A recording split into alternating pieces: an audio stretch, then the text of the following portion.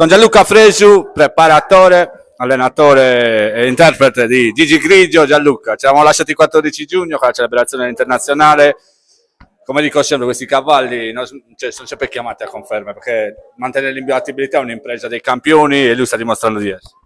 Sì, sì, è vero, il rientro insomma dopo 3 mesi non è mai semplice, perché comunque il tempo passato è tanto e quindi insomma la corsa, poi un po' di chili portavamo anche rispetto agli altri, regalavamo qualcosa, però insomma ha risposto bene, dai, ha sofferto forse un po' di più oggi perché ha incontrato un cavallo che comunque era già rientrato e insomma gli ha fatto alzare la frusta, diciamo così, però insomma è andato bene, dai, sono soddisfatto ugualmente.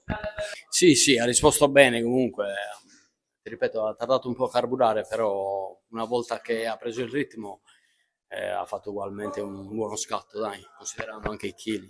Senti, siamo arrivati all'epilogo, abbiamo affrontato tanti temi con Gigi Grigio, dal figlio dell'arabo alla nonna Vittudiana, insomma ne abbiamo avuto modo. Ora si arriva al derby, è una corsa a cui tu tieni tanto perché non sei mai riuscito a vincerla. Ora facciamo gli scongiuri, tocchiamo tutto quello che vuoi, però insomma arrivi da favorito, come ti senti?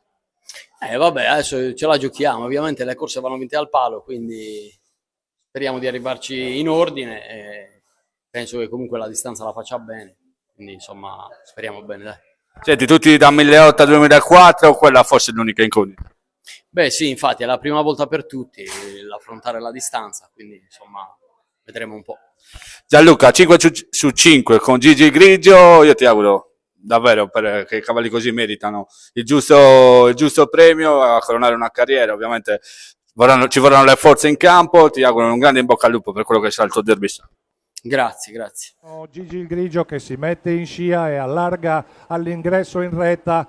Gigi il Grigio all'esterno nei confronti di Gingillo all'interno, passa Gigi il Grigio, Gingillo che prova ancora, Gigi il Grigio che allunga ancora facile gli ultimi tratti di pista davanti a Gingillo, mentre per il terzo finiscono molto vicini il numero 1 Galuseboi ed il numero 12 Giustino, quindi altra Grigio, vincitore del premio Cavaliere Luigi Comida, vi ricordo offerto dalla famiglia Comida, consegna il premio Maria Antonietta Comida, con applauso, quinta vittoria su 5 corse per Gigi Grigio che si propone come il fenomeno del 2025.